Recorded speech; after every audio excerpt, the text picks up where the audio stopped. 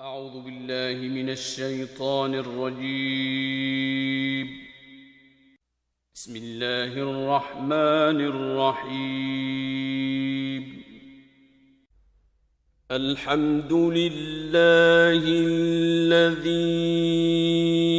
أنزل على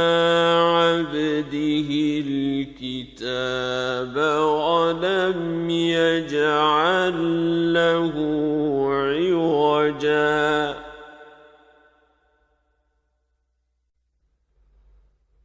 قيما لينذر بأسا شديدا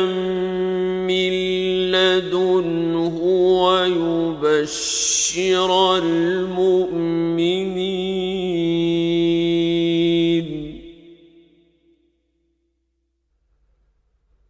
ويبشر المؤمنين الذين يعملون الصالحات أن لهم أجرا حسنا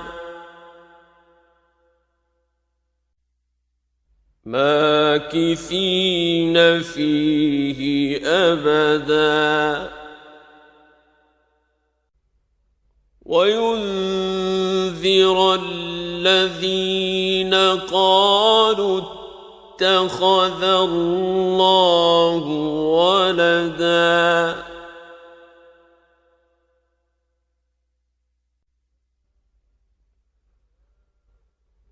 ما لهم به من علم ولا لآبائهم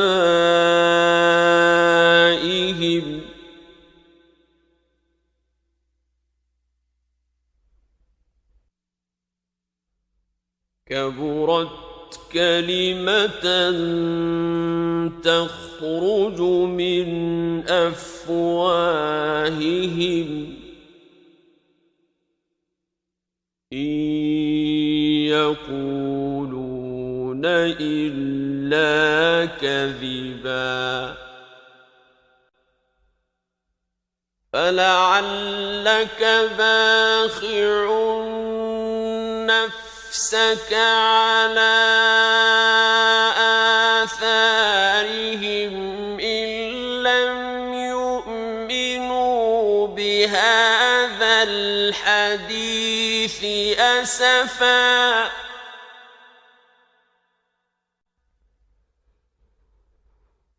إنا جعلنا ما على الأرض زينة لها لنبلوهم أيهم أحسن عملا وإنا لجاعلون ما عليها صعيدا جرزا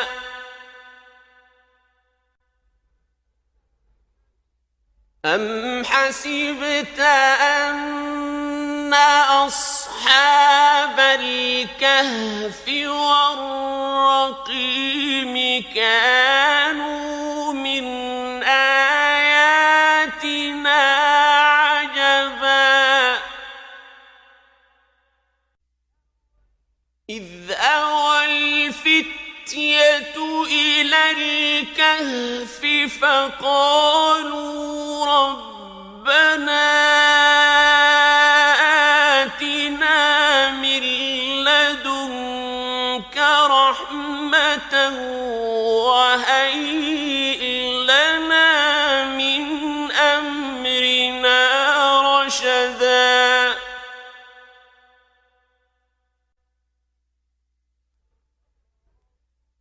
فضربنا على آذانهم في الكهف سنين عددا ثم بعثنا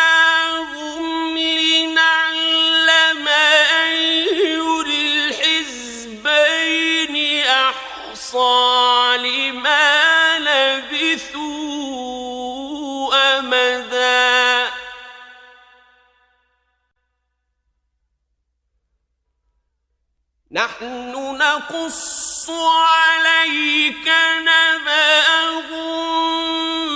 بالحق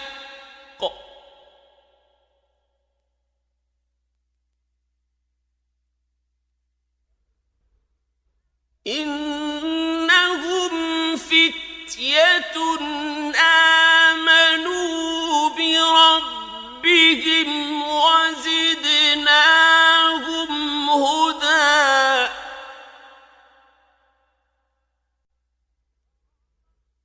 وربطنا على قلوبهم إذ قاموا فقالوا ربنا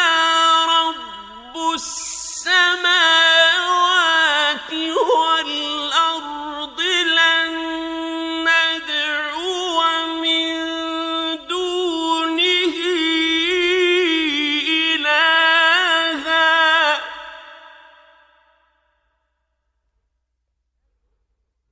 لن ندعو من دونه إلها لقد قلنا إذا شططا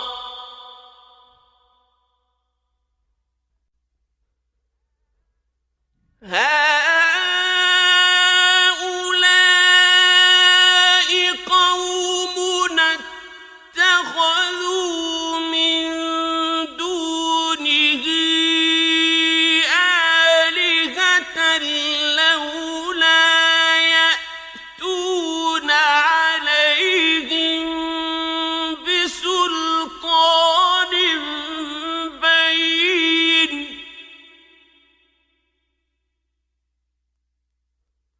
فمن أظلم ممن افترى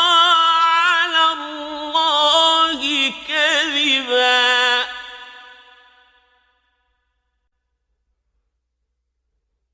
وإذ اعتزلتموهم وما يعبدون إلا الله فأووا إلى الكهف ينشر لكم ربكم من رحمته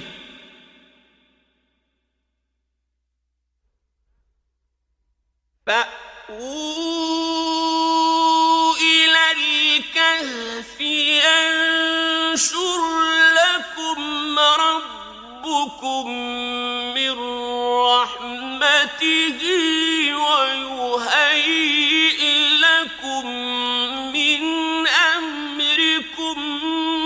مرفقا وترى الشمس إذا طلعت تزاور عن كهفهم ذات اليمين وإذا غربت تقرضهم ذات الشمال وهم في فجوة منه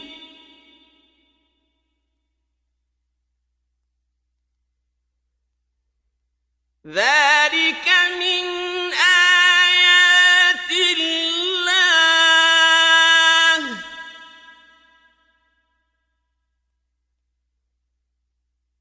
من يهد الله فهو المهتد ومن يضلل فلن تجد له وليا مرشدا وتحسبهم أيقاظا وهم رقود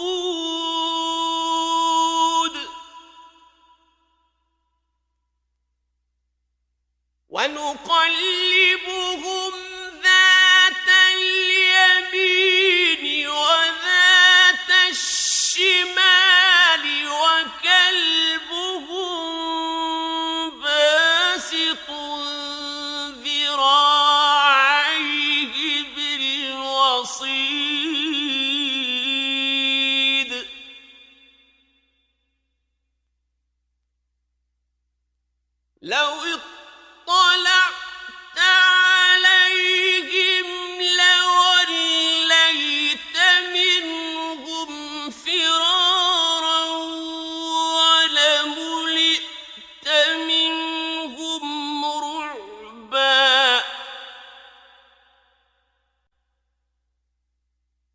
وكذلك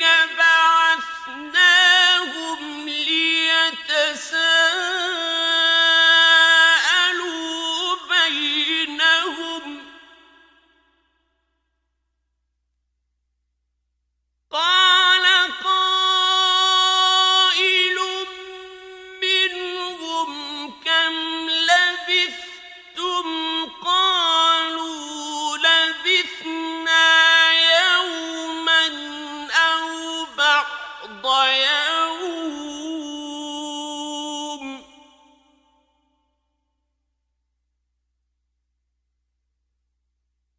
قالوا ربكم أعلم بما لبثتم فابعثوا أحدكم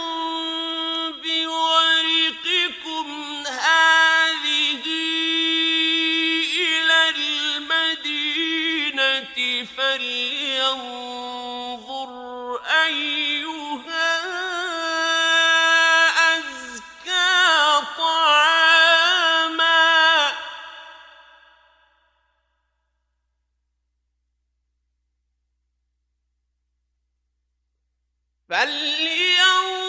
فلينظر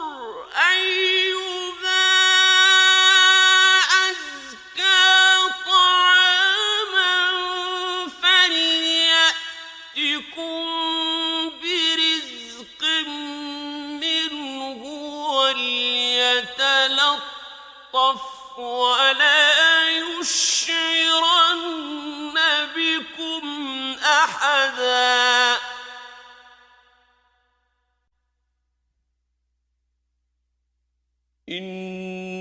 إنهم إن يظهروا عليكم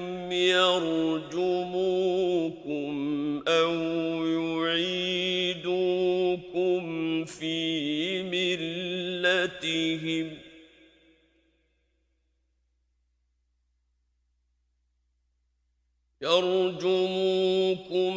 أو يعيدوكم في ملتهم ولن تفلحوا إذا أبدا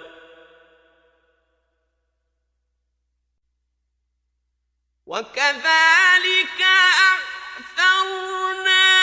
عليهم ليعلموا أن وعد الله حق وأن الساعة لا ريب فيها إذ يتنازعون بينهم أمرهم فقالوا ابنوا عليهم بنيانا ربهم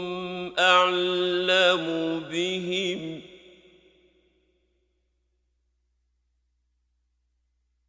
قال الذين غلبوا على أمرهم لنتخذن عليهم مسجدا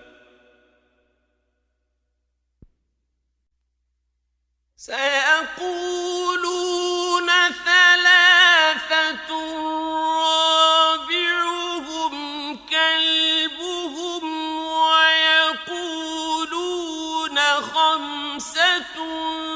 سادسهم كلبهم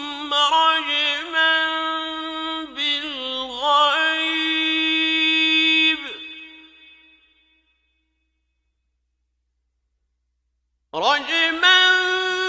بالغيب ويقولون سبعة وثامنهم كلبهم قل ربي أعلم بعدتهم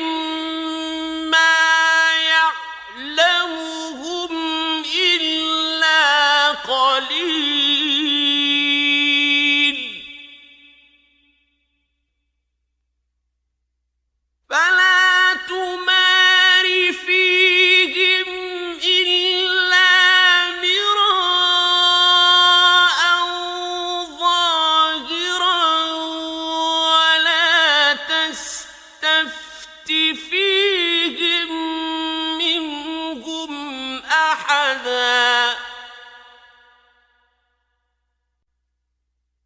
ولا تقولن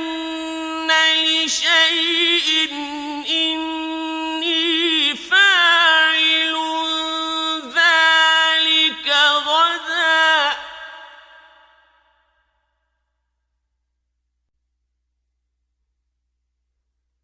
إلا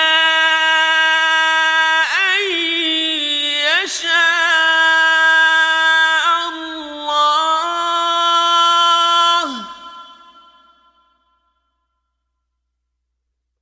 واذكر ربك إذا نسيت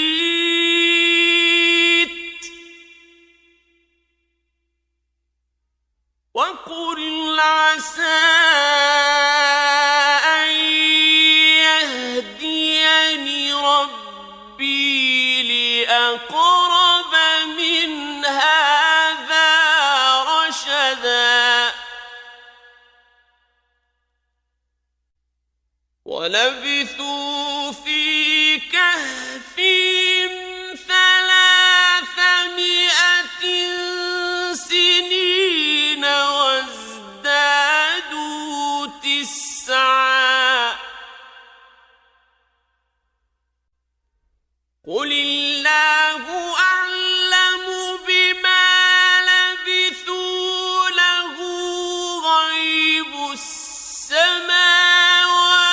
والأرض أبصر به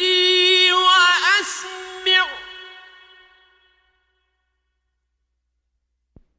ما لهم من دونه من ولي ولا يشرك في حكمه أحدا واتل ما أوحي إليك من كتاب ربك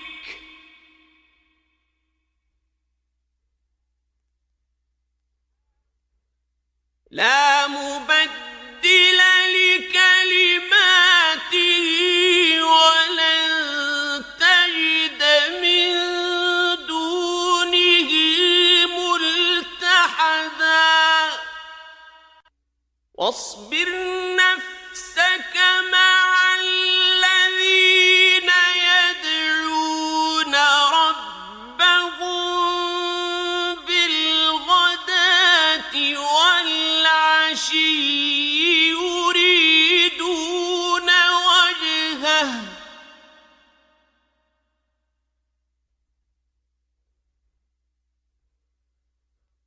ولا تعد عيناك عنهم تريد زينة الحياة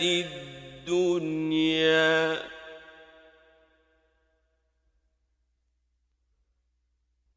ولا تطع من أغفلنا قلبه عن ذكرنا واتبع هواه وكان أمره فرطا وقل الحق من ربكم فمن شاء فليؤمن ومن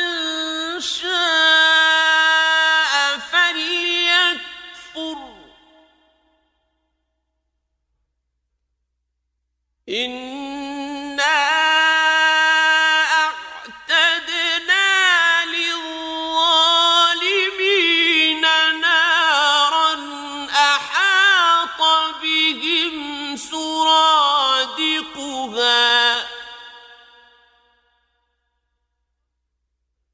وإن يستغيثوا يغاثوا بماء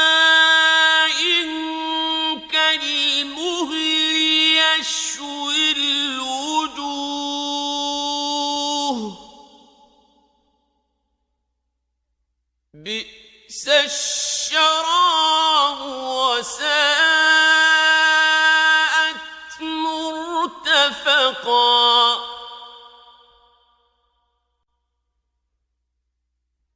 إن الذين آمنوا وعملوا الصالحات إنا لا نضيع أجر من أحسن عملا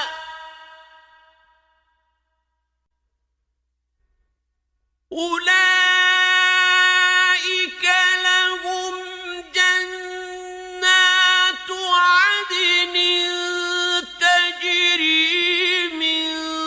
تحتهم الأنهار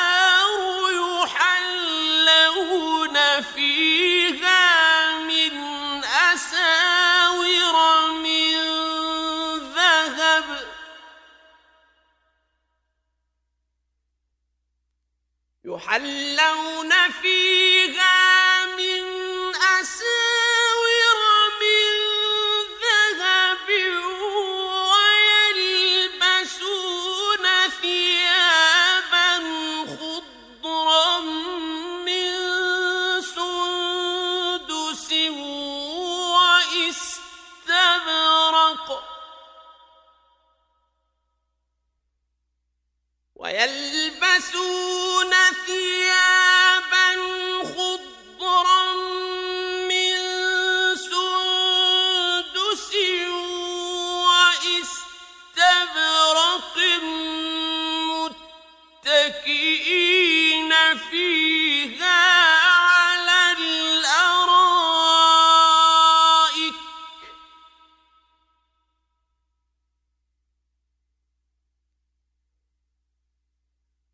نعم الثواب وحسنت مرتفقا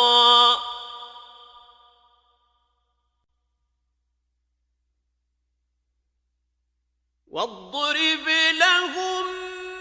مثلا رجلين جعلنا لأحدهما جنتين من أعناب وحففناهما بنخل وجعلنا بينهما زرعا كلتا الجنتين آتت أكلها ولم تظلم منه شيئا وفجرنا خلالهما نهرا وكان له ثمر فقال لصاحبه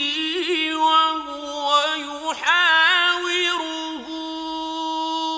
أنا أكثر منك مالا وأعز نفرا ودخل جنته وهو ظالم لنفسه قال ما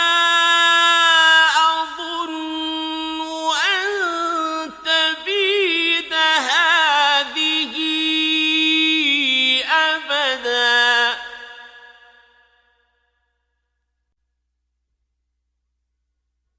وما أظن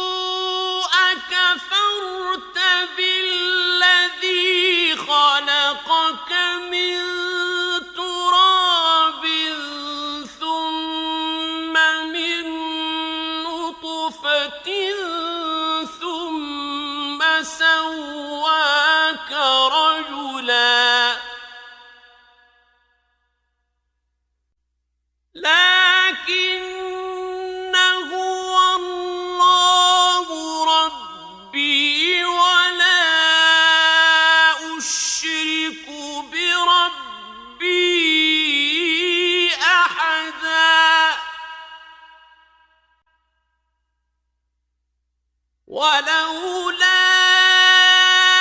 إذ دخلت جنتك قلت ما شاء الله لا قوة إلا بالله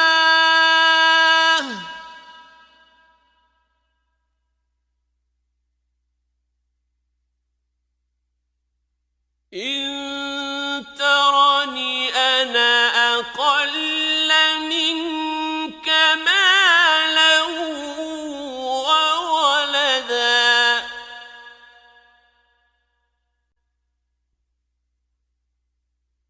فعسى ربي أن يؤتيني خيرا من جنتك ويرسل عليها حسبانا من السماء فتصبح صعيدا زلقا أو يصبح ماؤها غورا فلن تستطيع له طلبا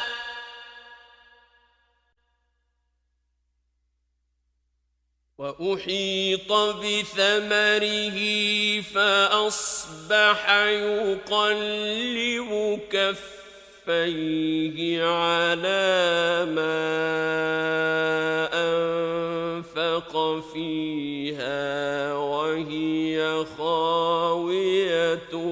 على عروشها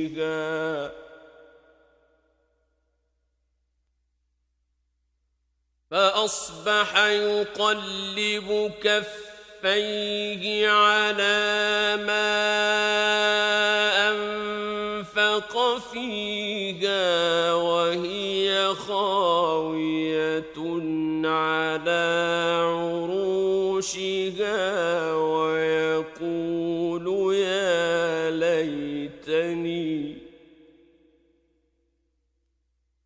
ويقول يا ليتني لم أشرك بربي أحدا ولم تكن له فئة ينصرونه من دون الله وما كان منتصرا هنالك الولاية لله الحق هو خير ثوابا وخير عقبا واضرب لهم مثل الحياة الدنيا كماء أنزلناه من السماء فاختلط به نبات الأرض فأصبح هشيما تذروه الرياح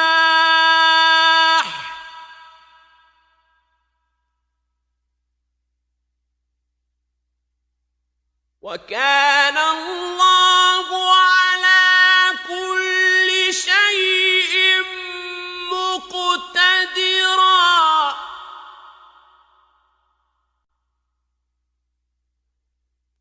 المال والبنون زينة الحياة الدنيا والباقيات الصالحات خير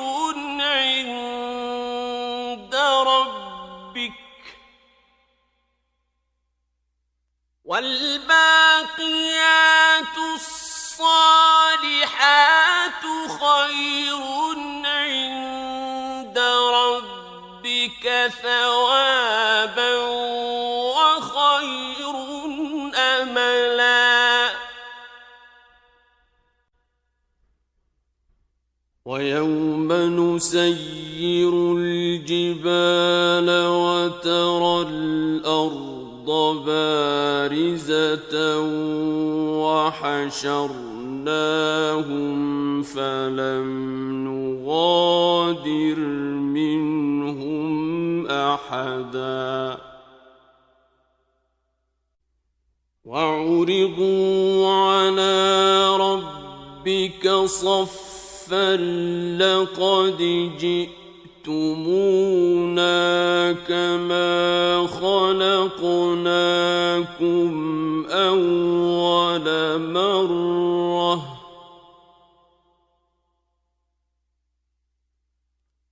بل زعمتم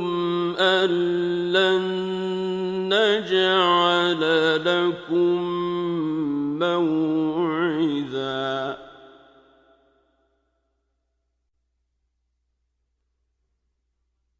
ووضع الكتاب فترى المجرمين مشفقين مما فيه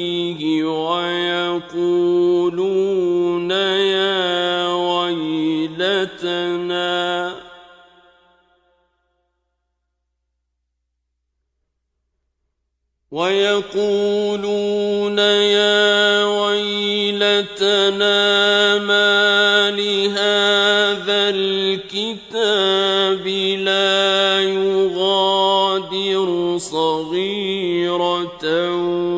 ولا كبيرة إلا أحصاها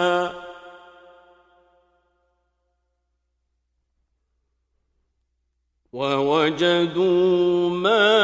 عملوا حاضرا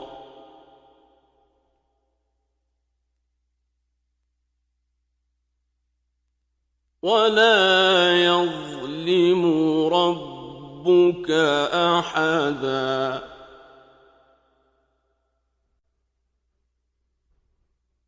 وإذ قلنا للملائكة اسجدوا لآدم فسجدوا إلا إبليس كان من الجن ففسق عن أمر ربه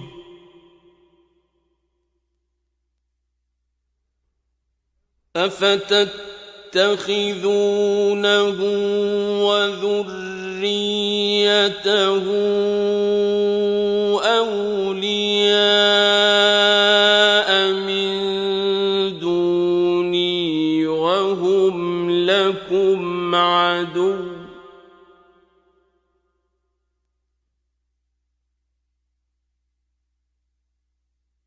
بئس للظالمين بدلا ما أشهدتهم خلق السماوات والأرض ولا خلق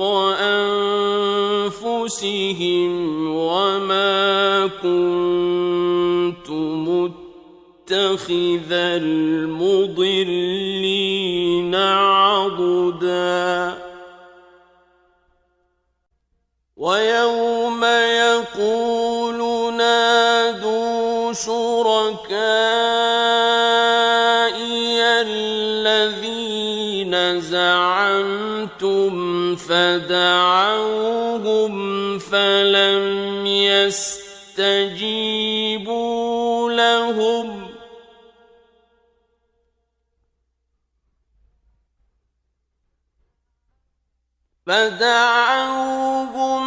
فلم يستجيبوا لهم وجعلنا بينهم موبقا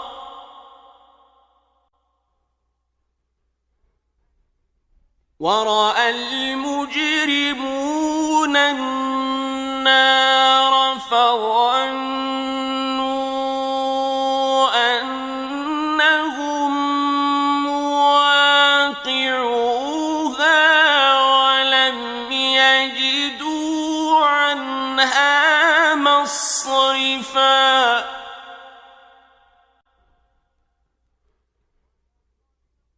ولقد صرفنا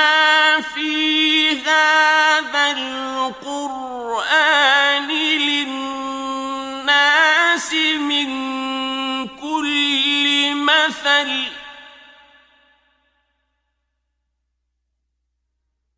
وكان الإنسان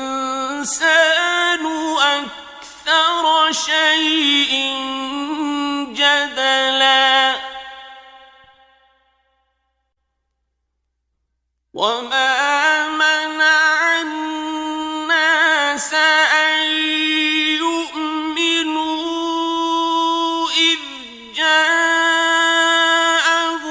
الهدى ويستغفروا ربهم إلا أن تأتيهم سنة الأولين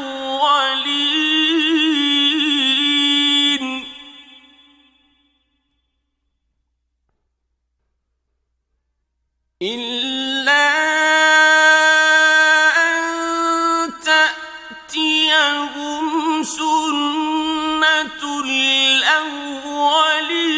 أو يأتيهم العذاب قبلا وما نرسل المرسلين إلا مبشرين ومنذرين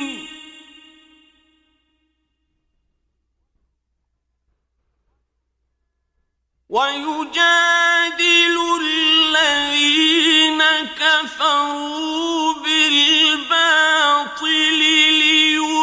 ليدحضوا به الحق واتخذوا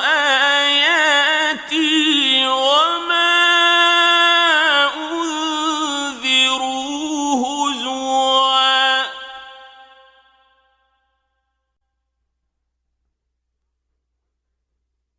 ومن أظلم ممن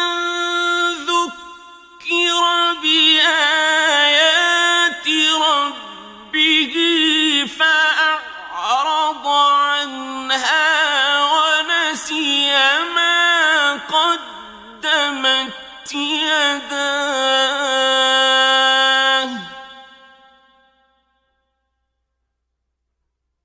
إنا جعلنا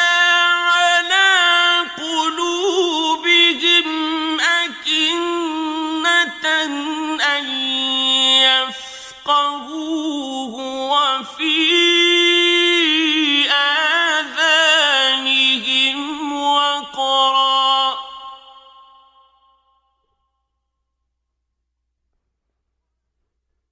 وإن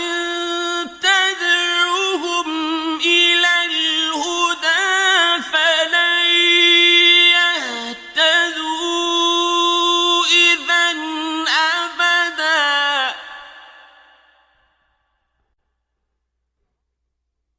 وربك الغفور ذو الرحمة لو يؤاخذهم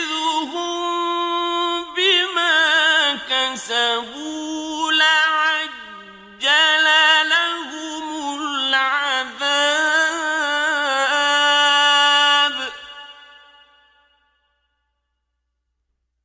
بل لهم موعد لن يجدوا من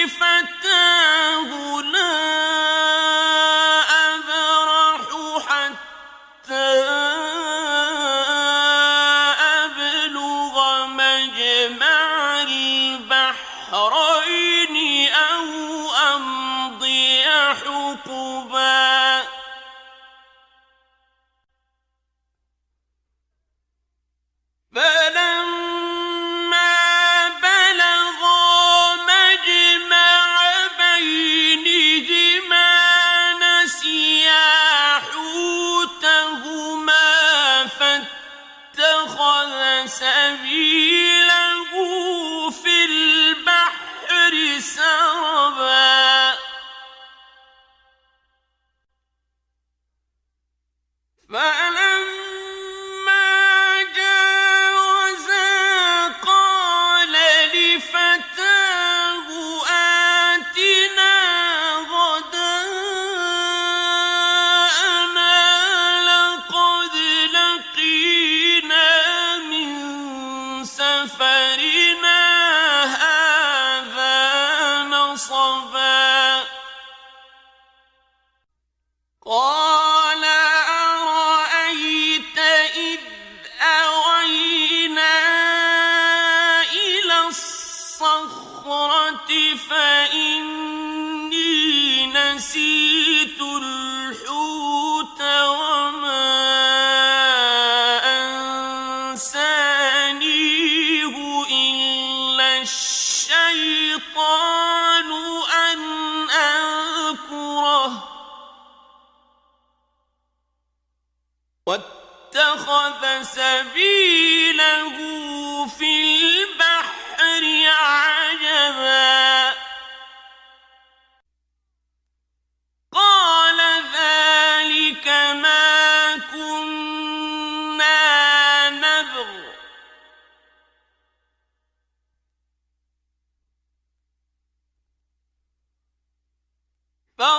فارتدا على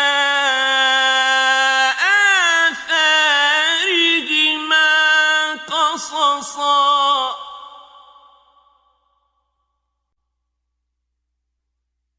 فوجدا عبدا من عبادنا آتيناه رحمة من عندنا وعلمناه من لدنا علما قال له موسى هل أتبعك على أن تعلمني مما علمت رشدا قال إنك لن تستطيع معي صبرا وكيف تصبر على ما لم تحط به خبرا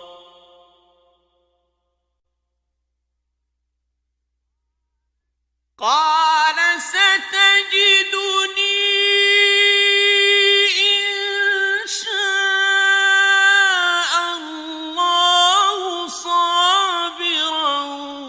ولا أعصي لك أمرا قال فإن اتبعتني فلا تسألني عن شيء حتى أحدث لك منه ذكرا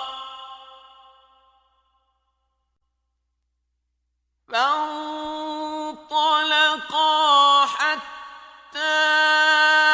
إذا ركبا في السفينة خرقها قال أخرقتها لتغرق أهلها لقد جئت شيئا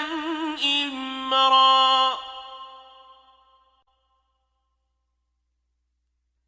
قال ألم أقل إنك لن تستطيع معي صبرا قال لا تؤاخذني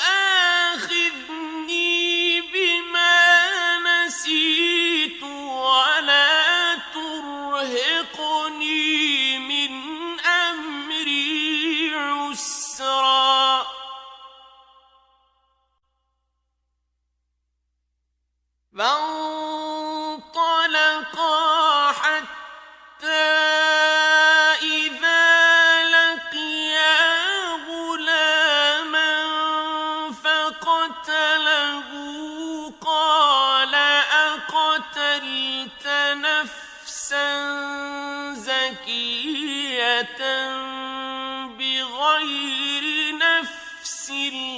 لقد جئت شيئا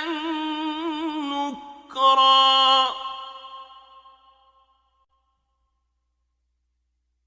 قال ألم أقل لك إنك لن تستطيع معي صبرا قال إن سألتك عن شيء بعدها فلا تصاحبني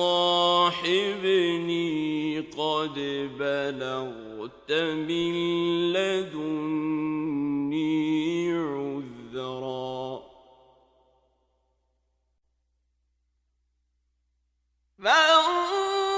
فانطلقا حتى إذا أتيا أهل قرية استطعما أهلها فأبوا أن يضيفوهما فوجدا فيها جدارا يريد أن ينقض فأقامه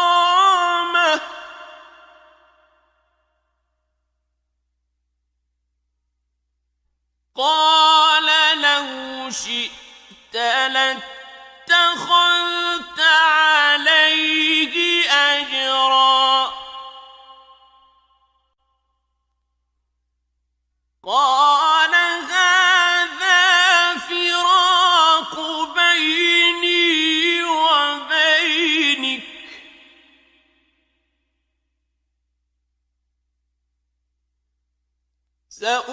سأنبئك بتأويل ما لم تستطع عليه صبرا أما السفينة فكانت لمساكين يعملون في البحر فأردت أن أعيبها وكان وراءهم ملك يأخذ كل سفينة غصبا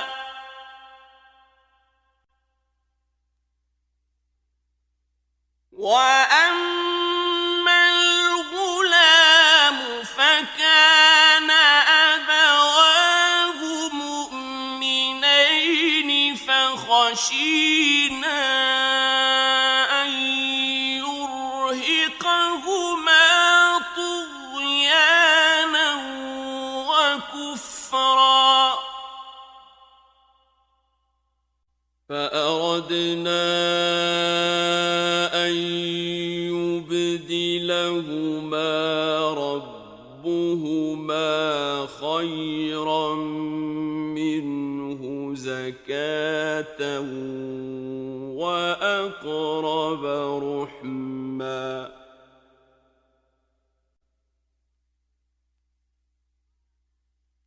وأما الجدار فكان لغلامين يتيمين في المدينة وكان تحته كنز لهما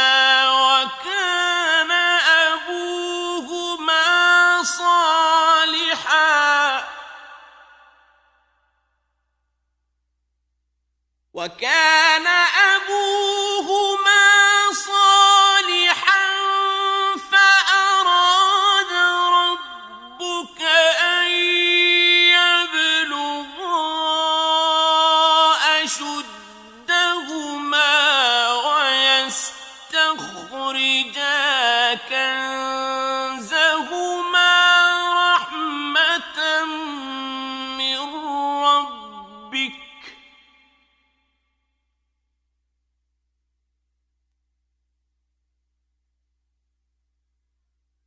وما فعلته عن أمري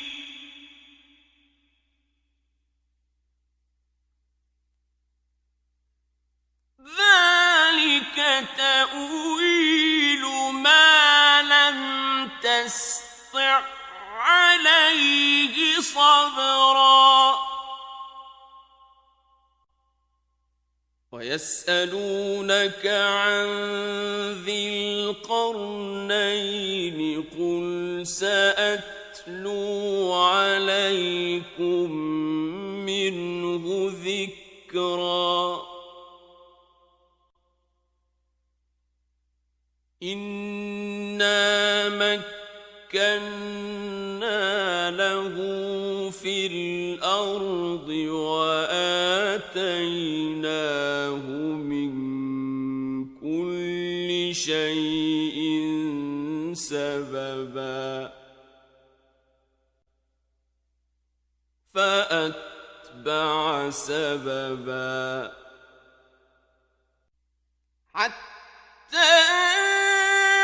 إذا بلغ مغرب الشمس وجدها تغرب في عين حمئة ووجد عندها قوما قلنا يا ذا القرنين إما أن تعذب وإما أن تتخذ فيهم حسنا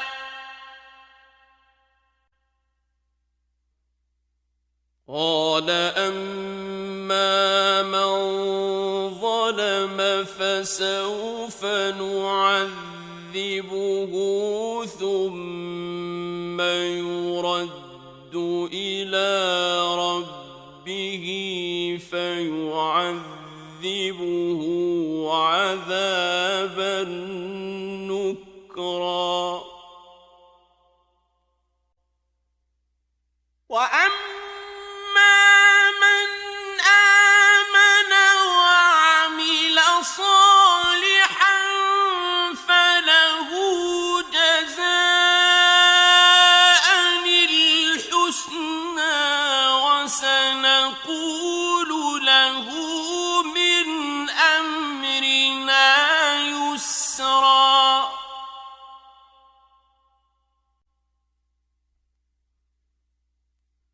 ثم أتبع سببا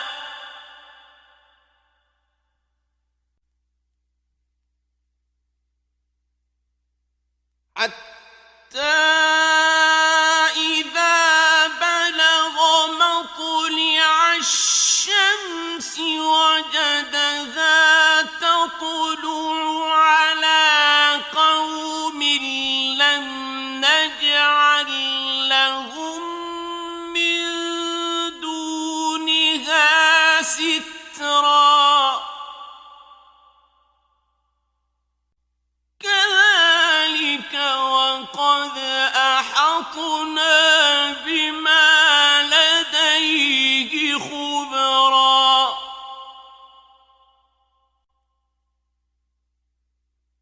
ثم أتبع سببا حتى إذا بلغ بين السدين وجد من دونهما قوما لا يكادون يفقهون قولا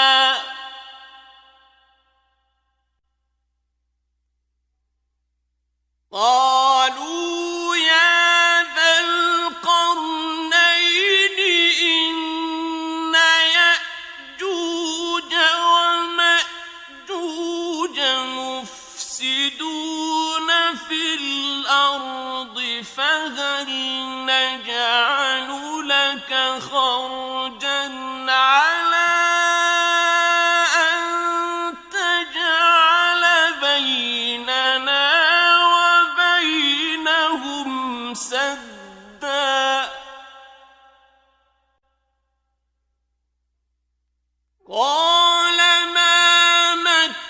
مكني فيه ربي خير فأعينوني بقوة أجعل بينكم وبينهم ردما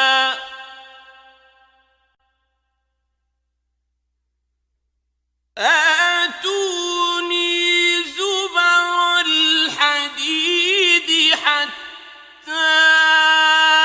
إذا ساوى بين الصدفين قال انفخوا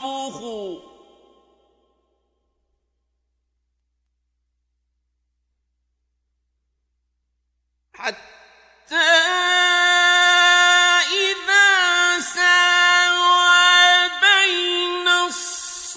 الصدفين قال انفخوا حتى إذا جعله نارا قال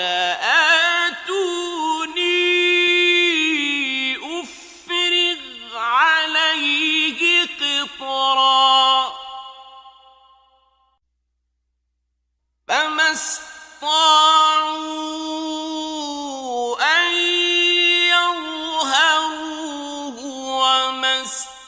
استطاعوا له نقبا قال هذا رحمة من ربي فإذا جاء وعد ربي جعله دكا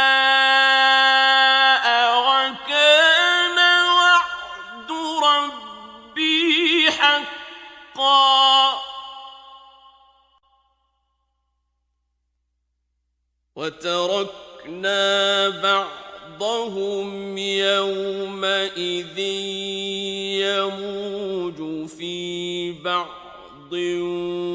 ونفخ في الصور فجمعناهم جمعا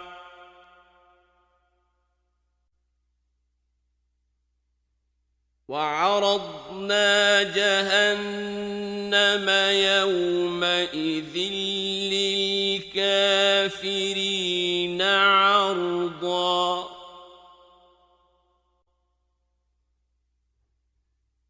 الذين كانت أعينهم في غطاء عن ذكري وكانوا لا يستطيعون سمعا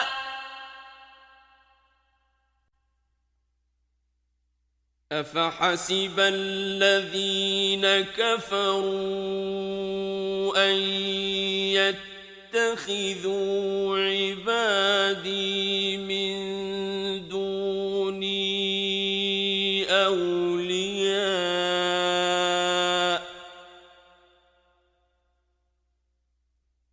إنا أعتدنا جهنم للكافرين نزلا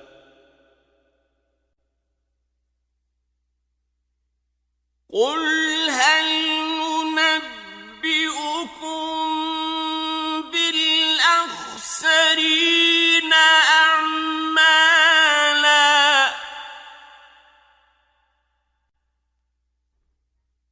الذين ضل سعيهم في الحياة الدنيا وهم يحسبون أنهم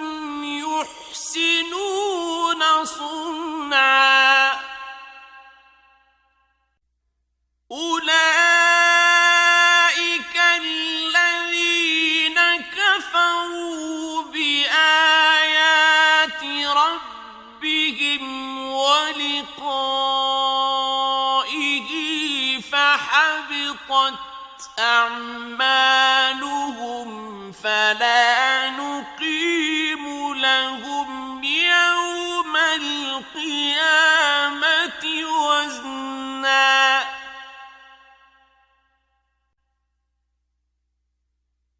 ذلك جزاؤهم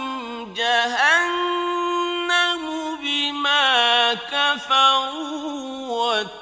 واتخذوا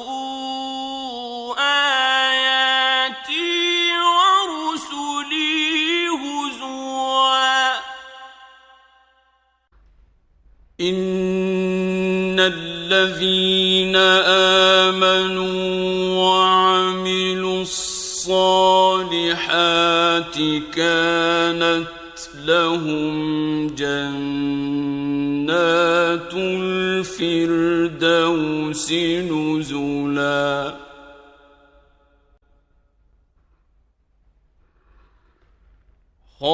خالدين فيها لا يبغون عنها حولا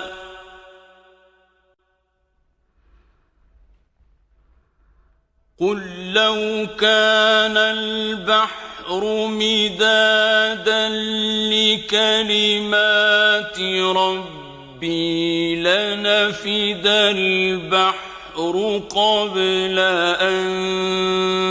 تنفد كلمات ربي لنفد البحر قبل أن تنفد كلمات ربي ولو جئنا بمثله مددا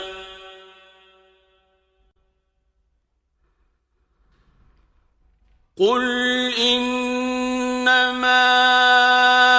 أنا بشر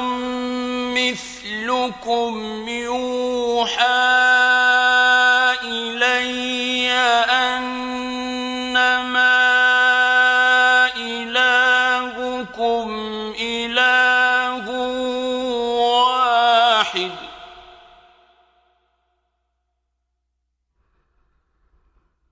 فمن كان يرجو لقاء ربه فليعمل عملا صالحا ولا يشرك بعبادة ربه أحدا